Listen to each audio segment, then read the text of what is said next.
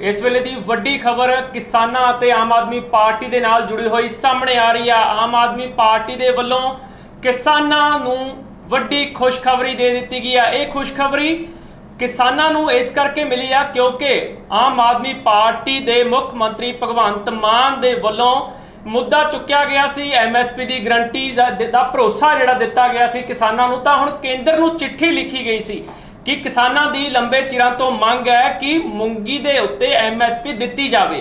तां उस तो बाद केंद्र ने यह मंग जिहड़ी आ आम आदमी पार्टी दी किसानां दी मंग नूं बूर पा दिता। सीधे तौर दे उत्ते एजेंसियां नूं हुक्म जारी कर दिते कि मूंगी हुण MSP दे उत्ते ही चुकी जावेगी। तां किसानां दे लई वड्डी राहत दी खुशी दी खबर जिहड़ी है ये सामने आ रही है क्योंकि पिछले दिनों के विच किसान जिहड़े ट्रैक्टर ट्रालियां लैके चंडीगढ़ भी पहुंच गए सी। एक पक्का मोर्चा लगा दिता गया सी। महज एक दिन वह अंदोलन, एक दिन वह मोर्चा चलिया, जिस तो बाद भगवंत मान दे वल्लों किसानां दे नाल मुलाकात की गई। मुलाकात करके 13 मंगां जिहड़ियां किसानां दी सी, 13 मंगां दे विचों 12 मंगां दा भरोसा जिहड़ा किसानां नूं दे दिता गया सी ते एक जिहड़ी मंग सी वो रह गई सी कि जिहड़ा बोनस किसानां दे वल्लों मंगिया गया सी क्योंकि इस बार कणक दी फसल जिहड़ी आ खराब हो गई सी, दाना सुंगड़ गया सी, पर उस दे उत्ते भी भरोसा दिता गया। तां इस दे विच मुख मंग जिहड़ी सी कि जिहड़ी मूंगी दी फसल आ उस दे उत्ते MSP दित्ती जावे।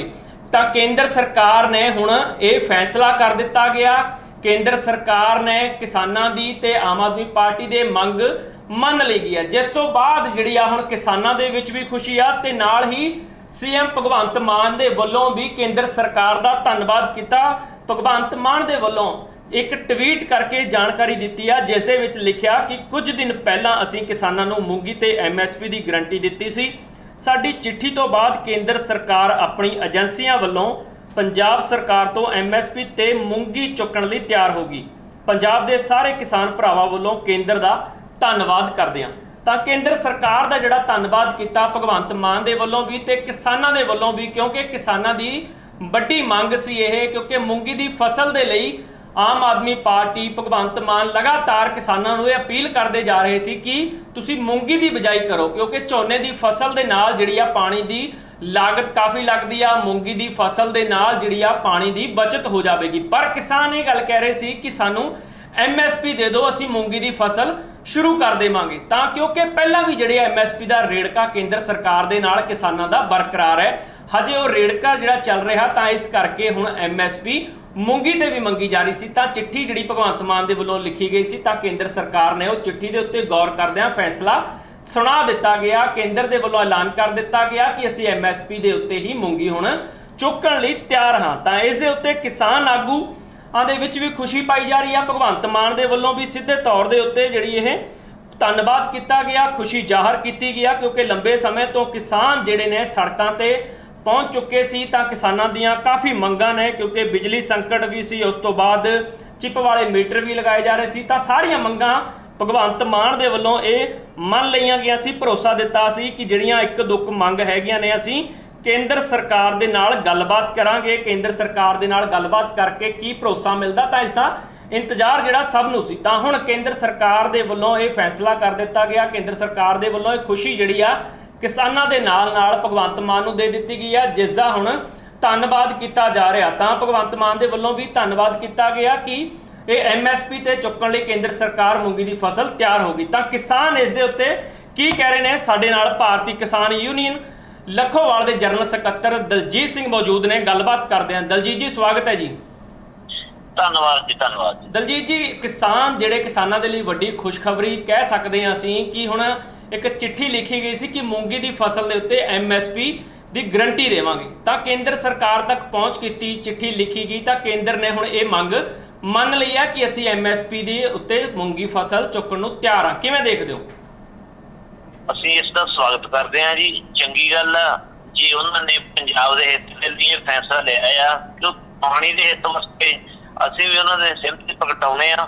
ਪਰ ਸਾਡੀ ਨਾਲ ਇਹ ਮੰਗ ਸੀ ਕਿ ਇਹ ਬਾਸਮਤੀ ਉੱਤੇ ਵੀ ਕੁਛ ਇਹਨਾਂ ਦਾ ਵਿਚਾਰ ਹੋ ਜਾਂਦਾ ਜਾਂ ਬਾਸਮਤੀ ਉੱਤੇ ਵੀ ਰੇਟ ਤੈਅ ਹੋ ਜਾਂਦਾ ਤਾਂ ਬਿਲਕੁਲ ਚੰਗੀ ਗੱਲ ਹੁੰਦੀ, ਸੋਨੇ ਸੁਹਾਗਾ ਹੋ ਜਾਂਦਾ। ਕੁੱਲ ਮਿਲਾ ਕੇ ਸਵਾਗਤ ਕਰਦੇ ਹਾਂ ਇਸ ਫੈਸਲੇ ਦਾ। ਤੇ ਆਉਣ ਵਾਲੇ ਦਿਨਾਂ ਦੇ ਵਿੱਚ ਕੀ ਉਮੀਦ ਕਰਦੇ ਹੋ? ਕਿਉਂਕਿ ਮਾਨ ਸਰਕਾਰ ਦੀ ਆਪਾਂ ਗੱਲ ਕਰੀਏ ਤਾਂ ਜਿਵੇਂ 13 ਮੰਗਾਂ ਲੈ ਕੇ ਤੁਸੀਂ ਚੰਡੀਗੜ੍ਹ ਪਹੁੰਚੇ ਸੀ ਤਾਂ 13 ਦੇ ਵਿੱਚੋਂ 12 ਮੰਗਾਂ ਉਸੇ ਦਿਨ ਮੰਨ ਲਈਆਂ ਗਈਆਂ ਸੀ। ਨਹੀਂ, ਚੰਗੀ ਗੱਲ ਹੈ ਜੀ, ਦੇਰ ਆਏ ਦਰੁਸਤ ਆਏ, ਉਹਨਾਂ ਨੂੰ ਅਹਿਸਾਸ ਹੋਇਆ ਕਿਸਾਨਾਂ ਦੀ ਮੰਗਾਂ ਦਾ ਤੇ ਉਹਨਾਂ ਨੇ ਮੰਗੀਆਂ, ਅਸੀਂ ਉਹਨਾਂ ਦਾ ਸਵਾਗਤ ਕਰਦੇ ਹਾਂ।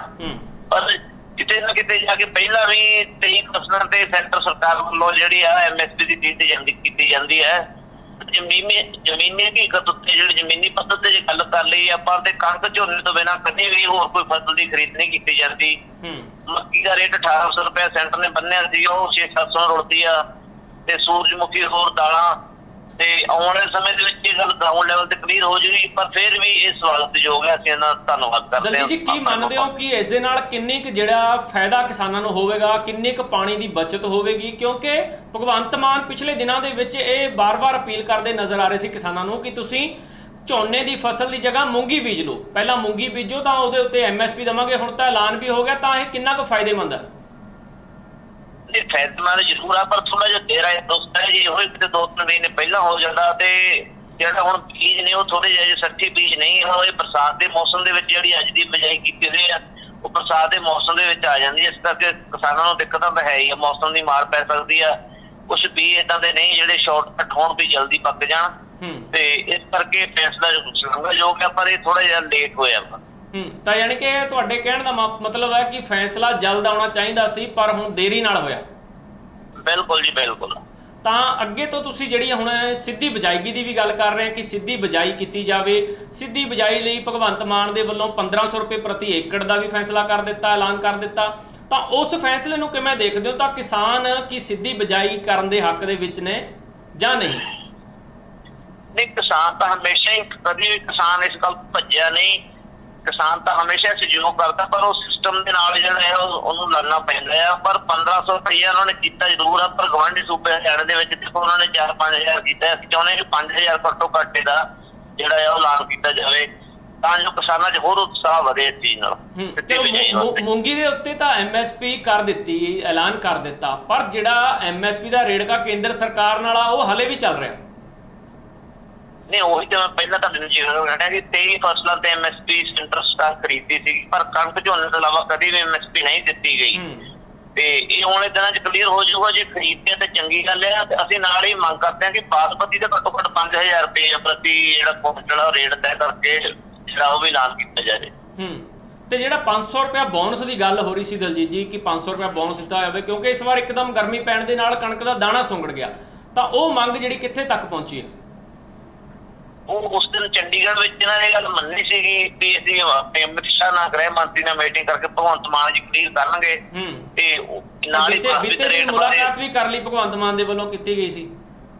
ਚਲੋ ਆਉਣ ਵਾਲੇ ਦਿਨਾਂ ਦੇ ਵਿੱਚ ਸੰਯੁਕਤ ਮੋਰਚਾ ਸੀ ਨੂੰ ਵਿਚਾਰੂਗਾ, ਨਾ ਹੋਊਗਾ ਤੇ ਫਿਰ ਆਉਣ ਵਾਲੇ ਦਿਨਾਂ ਵਿੱਚ ਜਿੱਦਾਂ ਦੀ ਰਣਨੀਤੀ ਹੋਊਗੀ ਸੰਯੁਕਤ ਮੋਰਚਾ ਵਿਚਾਰਿਆ ਜਾਊਗਾ ਤੇ ਉਦਾਂ ਦੇ ਸੰਘਰਸ਼ ਦੀ ਜੋ ਵੀ ਫੈਸਲਾ ਹੋਊਗਾ ਅਗਲੇ ਦਿਨਾਂ 'ਚ ਵਿਚਾਰਿਆ ਜਾਊਗਾ ਜੀ। ਜੀ ਬਹੁਤ ਬਹੁਤ ਧੰਨਵਾਦ ਜੀ। ਸੋ ਬਿਲਕੁਲ ਜਿਹੜੇ ਕਿਸਾਨ ਨੇ ਇਸ ਦੇ ਉੱਤੇ ਖੁਸ਼ੀ ਜ਼ਾਹਰ ਕਰ ਰਹੇ ਨੇ, ਕਹਿ ਰਹੇ ਨੇ ਕਿ ਦੇਰ ਆਏ ਦਰੁਸਤ ਆਏ, ਕਿਉਂਕਿ 23 ਫਸਲਾਂ ਦੇ ਉੱਤੇ MSP ਮੰਗ ਰਹੇ ਨੇ ਕਿਸਾਨ, ਪਰ ਹਲੇ ਤੱਕ ਝੋਨੇ ਤੇ ਕਣਕ ਤੋਂ ਇਲਾਵਾ ਸਿਰਫ ਮੂੰਗੀ ਦੇ ਉੱਤੇ ਕੇਂਦਰ ਸਰਕਾਰ ਦੇ ਵੱਲੋਂ ਇਹ ਫੈਸਲਾ ਲਿਆ ਗਿਆ ਕਿ MSP ਦੇ ਰੇਟ ਤੇ ਹੀ ਅਸੀਂ ਚੱਕਾਂਗੇ ਮੂੰਗੀ। ਤਾਂ ਕਿਸਾਨਾਂ ਦੇ ਲਈ ਵੱਡੀ ਤੇ ਖੁਸ਼ੀ ਦੀ ਖਬਰ ਜ਼ਰੂਰ ਹੈ ਇਹ, ਪਰ ਇਸ ਦੇ ਨਾਲ ਕੀ ਕਿਸਾਨਾਂ ਦੀਆਂ ਮੁਸ਼ਕਿਲਾਂ ਹੱਲ ਹੋਣਗੀਆਂ? ਕੀ ਕਿਸਾਨ ਆਪਣੀ ਪਹਿਲਾਂ ਵਰਗੀ ਜ਼ਿੰਦਗੀ ਬਤੀਤ ਕਰੇਗਾ? ਕੀ ਕਿਸਾਨੀ ਖੁਦਕੁਸ਼ੀਆਂ ਘਟਣਗੀਆਂ? ਇਹ ਆਉਣ ਵਾਲਾ ਸਮਾਂ ਦੱਸੇਗਾ। ਪਰ ਕਿਸਾਨਾਂ ਨੂੰ ਰਾਹਤ ਜ਼ਰੂਰ ਮਿਲੀ ਆ, ਕਿਉਂਕਿ ਇੱਕ ਤੋਂ ਬਾਅਦ ਇੱਕ ਮੰਗ ਕਿਸਾਨਾਂ ਦੀ ਸੁਣੀ ਜਾ ਰਹੀ ਆ। ਪਹਿਲਾਂ 13 ਮੰਗਾਂ ਲੈ ਕੇ ਗਏ ਸੀ, ਜਿਨ੍ਹਾਂ ਦੇ ਵਿੱਚੋਂ 12 ਮੰਗਾਂ ਮੰਨ ਲਈਆਂ ਗਈਆਂ ਸੀ, ਪਰ ਹੁਣ MSP ਦੇ ਉੱਤੇ ਹੁਕਮ ਜਾਰੀ ਕਰ ਦਿੱਤੇ। ਕੇਂਦਰ ਸਰਕਾਰ ਦੇ ਵੱਲੋਂ ਕਹਿ ਦਿੱਤਾ ਗਿਆ ਕਿ ਅਸੀਂ